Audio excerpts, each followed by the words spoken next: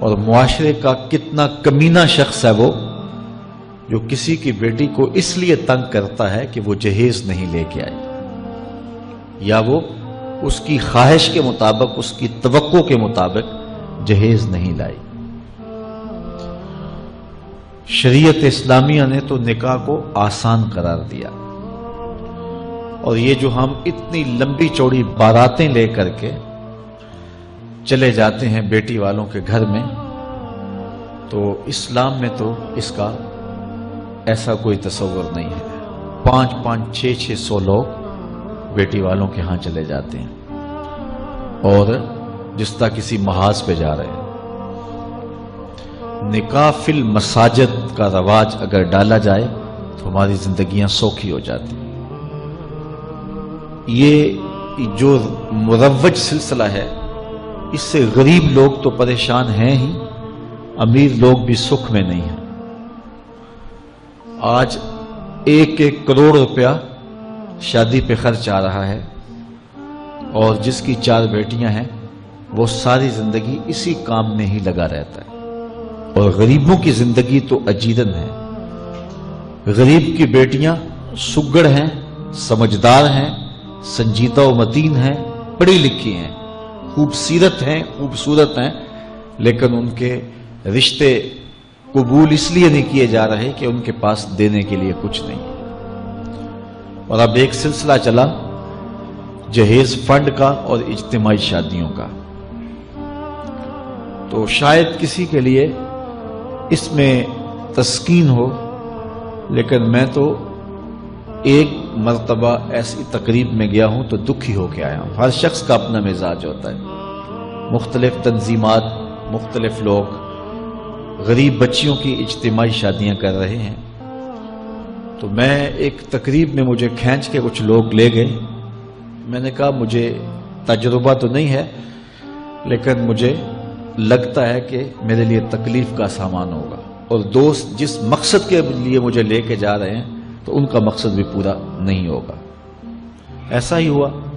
ایک ہال میں 15 سے 20 بچیاں تھیں، اور دوسری جانب 15 سے 20 بچے تھے، اور ان کے مہمان، ان کا ہجوم تھا، اور اسٹیج کے اوپر جو کرسیاں لگی تھیں ان پر مخیر حضرات بیٹھے ہوئے تھے جنہوں نے سرمایہ لگایا اور جہیز فنڈ دیے، اور تنظیم کے لوگ آ کے اپنی کارکردگی بیان کر رہے تھے۔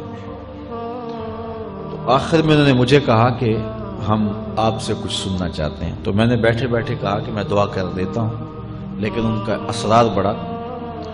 تو میں نے مائک پہ آ کے کہا کہ انسان کی زندگی میں 3 موقع ہوتے ہیں جس دن وہ مہمان خصوصی ہوتا ہے، اور سب لوگوں کی نظر اسی کے چہرے پہ ہوتی ہے۔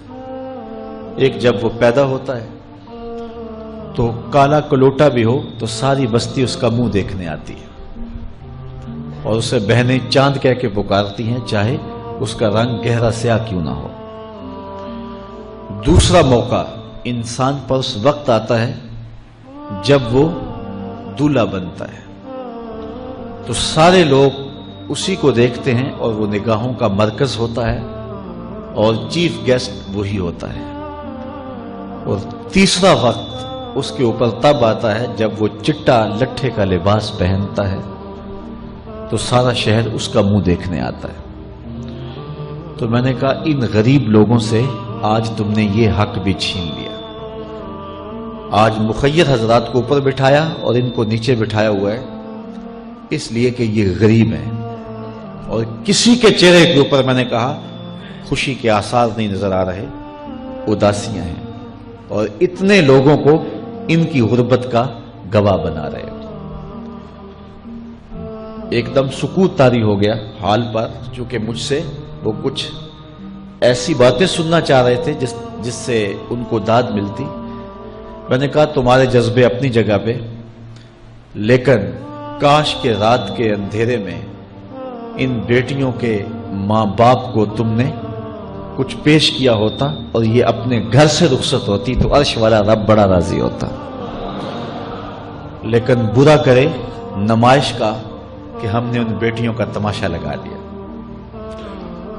میں ایک شہر میں گیا تو وہاں آج کل وہ پہلے تھا نا عمرے کے ٹکٹ محفل نعت میں، تو آہستہ آہستہ مجمع سمٹ گیا، تو اب ایک نیا سلسلہ شروع ہوا ہے کہ جہیز کی پرچیاں نکالی جائیں گی۔ تو اسی سال آپ کے قرب میں ایک جگہ 10 کے 15 جہیز فنڈ تھے، تو مجھے خطاب کرنے کے لیے انہوں نے کہا، تو بڑے شوق سے منتظم محفل نے بتایا کہ 15 بچیوں کا جہیز بھی نکالا جائے گا، اور اس پردے کے پیچھے ہزاروں بچیاں بیٹھی ہوئی ہیں۔ تو میں نے اپنی گفتگو میں کہا کہ یہ ظلم نہ کرو، یہ زیادتی نہ کرو، تمہارے پاس 100 لوگوں کا کھانا ہے تو 500 لوگوں کو نہ بلاؤ کہ تم قرعہ اندازی کر کے 100 آدمیوں کو کھانا دے دو اور 400 آدمیوں کو کہو کہ تمہارا نام نہیں نکلا۔ تمہارے پاس 100 کا کھانا ہے تو 100 کو ہی پردے سے بلاؤ اور ان کو کھانا کھلا دو۔ میں نے کہا 10,000 بیٹیاں اس پردے کے پیچھے بیٹھی ہیں آپ کے بقول، اور آپ ان میں سے چند کو قرعہ اندازی کے ذریعے جہیز فنڈ دے رہے ہیں۔ ہر پرچی پہ 10,000 بیٹی کا دل دھڑکے گا کہ شاید میرے مقدر جاگ پڑے اور غموں کی سیاہ رات ختم ہوگی، لیکن جب آخری پرچی کے بعد اعلان کیا جائے گا کہ قرعہ اندازی مکمل ہو گئی، تو کتنی بیٹیاں گھروں میں جب واپس جا رہی ہوں گی تو تم نہیں جانتے ان کے قدم کتنے بوجھل ہوں گے۔ اور رسول اللہ کا میلاد ہو اور بیٹیاں آنسو بہاتی ہوئی جائیں، تو میں نے کہا تم خوشیاں خریدنے لگے تھے، غم خرید لیے تم نے، خوشیاں بانٹنے لگے تھے، غم بانٹ لیے تم نے۔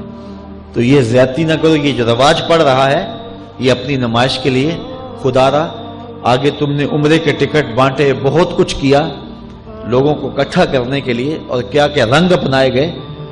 میں نے کہا وہ اچھا تھا، چلو مجھے اس پر بھی بات ہے، لیکن چلو میں نہیں کرتا، لیکن یہ ظلم نہ کیا جائے کہ محافلات میں مجمع اکٹھا کرنے کے لیے جو ہے وہ غریبوں کی بچیاں بلا کر کے تو 10 کو آپ دے کے باقیوں کہیں کہ معذرت ہمارے پاس اتنا ہی تھا۔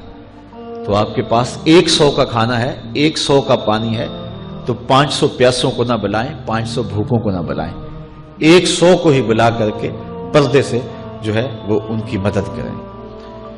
تو میں یہ کہتا ہوں کہ ہم جہیز فنڈ دینے کی بجائے، یہ جب تک یہ حالات ختم نہیں ہوتے، میں خفیہ طور پہ یہ بھی کرنا چاہیے، لیکن ساری قوم ادھر لگ گئی ہے، تو اس کی بجائے ہمارے علماء کو، ذمہ دار کو، یہ مختلف چینلز کے اوپر یہ جو ٹاکنگ ہوتی ہے اس پہ گفتگو ہونی چاہیے کہ اس رسم کو ختم کیا جائے اور معاشرے کی تربیت کی جائے کہ بیٹیوں کا رشتہ اس لیے قبول کیا جائے کہ وہ دیندار ہیں، وہ پردے دار ہیں، وہ سگڑ ہیں، وہ پڑھی لکھی ہیں اور ان کے اخلاق اچھے ہیں، یہ معیار بنایا جائے، دولت کو معیار نہ بنایا جائے۔ اس طرح معاشرے پس جائیں گے اور معاشرے کے پلے کچھ بھی نہیں بچے گا۔ اور آج اندازہ نہیں ہے ہم کو کہ جس کی بیٹیاں گھر کی دہلیز پہ جوان، اس کی زندگی کتنی کٹھن گزر رہی ہے۔ کوٹھے تے چڑھ ویخ فریدا تے گھر کر بلدی اگ، میں جاتا دل دکھی میرا پر دکھی سارا جگ۔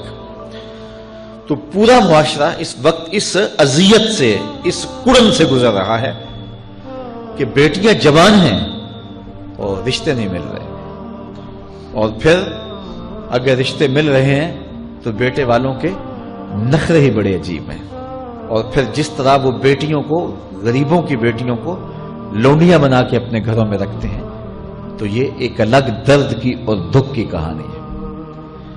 میرے پاس لوگ آتے ہیں، دعا کیجئے، کاروبار نہیں ہے، معاشی بحران ہے، مالی پریشانیاں ہیں، بچے کے امتحان سر پہ ہیں، بہت سارے مسائل لے کر لوگ آتے ہیں، لیکن کوئی نہیں، لوگ حوصلے سے مصائب کا مقابلہ کرتے ہیں، کاٹتے ہیں۔ لیکن کچھ لوگ آتے ہیں دعا کے لیے تو بات کرتے ہی آنکھیں چھلکنے لگتی ہیں اور میرا دل بھی قابو میں نہیں رہتا۔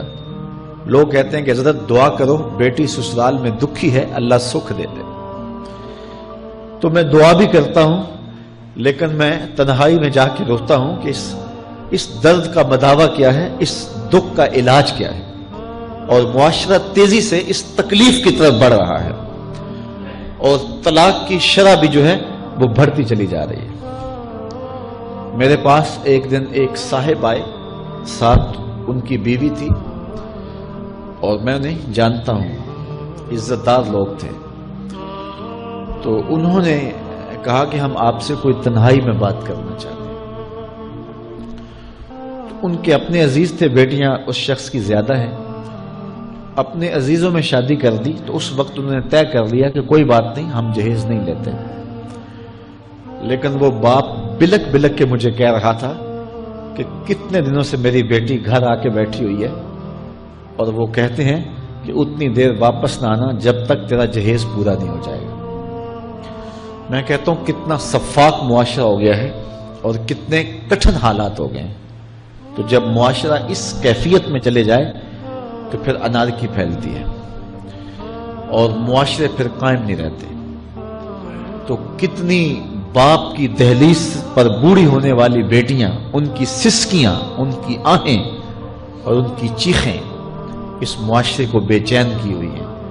تو امیر لوگوں کی ذمہ داری ہے کہ وہ غریبوں کے دکھ بانٹ لیں۔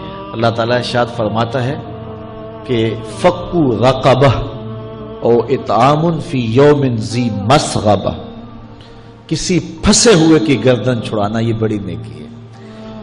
تو اس وقت غریب کی بیٹیوں کا رشتہ کوئی قبول نہیں کرتا۔ اگر کوئی نوجوان اور اگر کوئی سرمایہ دار غریبوں کی بیٹیاں قبول کر لے تو یہ اس کی مہربانی ہوگی، اور اگر یہ نہیں کر سکتا تو کم از کم ان بیٹیوں کی شادیوں کا اہتمام کیا جائے، لیکن یہ مہربانی کی جائے کہ غریبوں کی بچیوں کو نمائش گاہ میں نہ کھڑا کیا جائے اور ان کی غربت کا تماشا نہ بنایا جائے۔ رات کی تنہائی میں ان کے ماں باپ کی خدمت کی جائے تاکہ وہ اپنی بیٹیوں کو عزت سے اٹھا سکیں۔ میرے حضور نے ارشاد فرمایا وَرَجُلٌ تَصَدَّقَ بِصَدَقَةٍ فَأَخْفَاهَا حَتَّى لَا تَعْلَمَ شِمَالُهُ مَا تُنْفِقُ يَمِينُهُ، جس شخص نے تنہائی میں خیرات کی کہ دائیں ہاتھ نے جو خرچ کیا بائیں کو پتہ بھی نہ چلا، قیامت کے دن جب کوئی سایہ نہیں ہوگا اللہ اس شخص کو اپنے عرش کا ٹھنڈا سایہ عطا فرمائے۔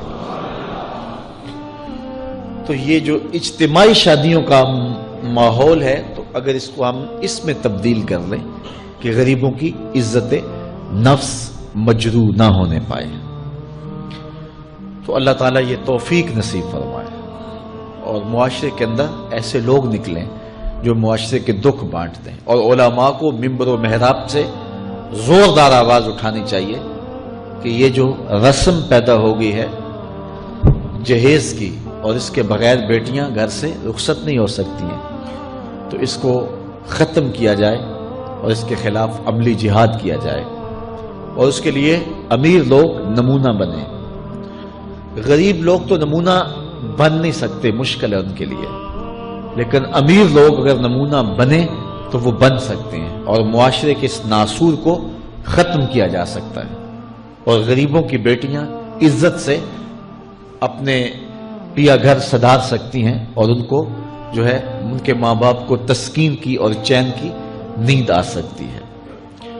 آج میں نے نکاح کے حوالے سے بہت ساری باتیں کرنی تھی، لیکن عنوان ادھر چلا گیا چونکہ یہ ایک سلگتا ہوا مسئلہ ہے اور ہمارے معاشرے کو کاٹ رہا ہے اور توڑ رہا ہے۔ ایک تو گھروں کی دہلیز پہ بیٹیاں بوڑھی ہو رہی ہیں، اور دوسرا شرع طلاق جو ہے وہ بڑھتی چلی جا رہی ہے۔ اس حوالے سے میں زیادہ لمبی گفتگو نہیں کرتا، صرف دو چار باتیں کہ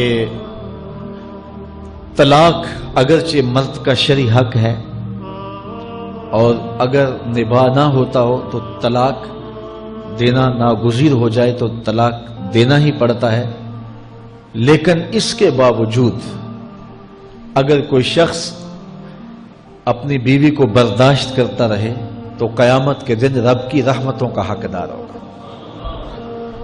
جائز کاموں میں جو سب سے ناپسندیدہ امر ہے وہ طلاق ہے، اور جب کوئی شخص طلاق دیتا ہے اللہ کا عرش بھی ہلنے لگ جاتا ہے۔ امرأہ مردودہ اس خاتون کو کہتے ہیں جس کے شوہر نے اس کو طلاق دے دی اور وہ اس قابل نہیں ہے کہ اس کا دوبارہ نکاح ہو سکے.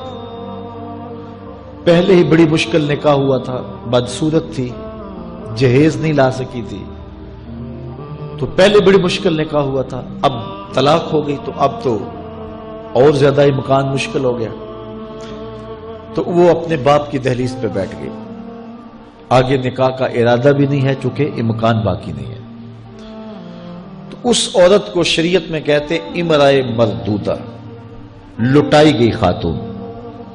حدیث میں آتا ہے کہ کل اس خاتون کے باپ کو اس کے گناہوں کی وجہ سے جہنم کا حکم ہوگا، تو یہ جہنم اور اپنے باپ کے درمیان آڑ بن کے کھڑی ہو جائے گی اور رب سے بحث کرے گی کہ میرے مالک تو نہ مجھے عقل دی نہ تو نے مجھے شکل دی. سسرال نے قبول نہ کیا اور خامن نے دھتکار دیا. یہ ایک بوڑھا باپ ہی تھا جو مزدوریاں کر کر کے میرا پیٹ پالتا رہا، اس کے بڑے گناہ ہوں گے لیکن مالک میں تو اس کو جہنم میں نہیں جانے دوں گی. اللہ سے لڑائی کرے گی، بحث کرے گی، اللہ اکبر، الجھاؤ پیدا کر دے گی. حدیث میں آتا ہے اللہ اس خاتون کی سفارش مان کے اس کے بوڑھے باپ کو جنت عطا فرما دے گی. اگر طلاق دینا ناگزیر ہو جائے، بہت ضروری ہو جائے طلاق دینا اور اس کے بغیر کوئی دوسرا راستہ نظر نہیں آ رہا، تو پھر بھی 3 طلاقیں اکٹھی نہ دیں. 1 طلاق دے دیں، اور 1 طلاق دینے کا فائدہ یہ ہوگا کہ 3 مہینے کے بعد عورت فارغ ہے، آگے نکاح کرنا چاہے تو کر سکتی ہے.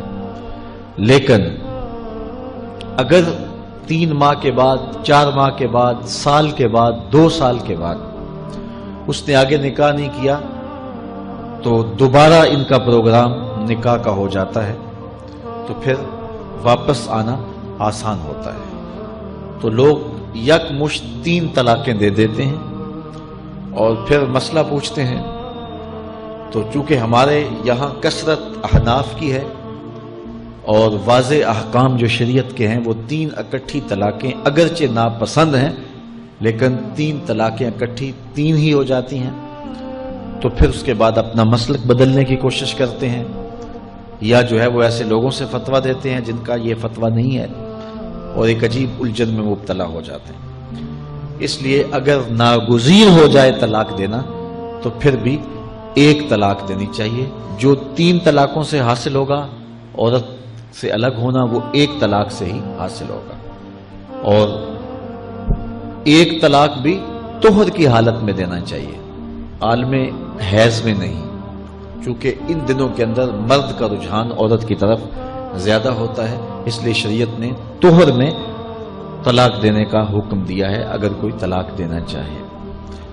لیکن اگر کوئی حیض میں طلاق دے دے تو پھر بھی طلاق ہو جائے گی. 3 اکٹھی دے دیں پھر بھی طلاق ہو جائے گی.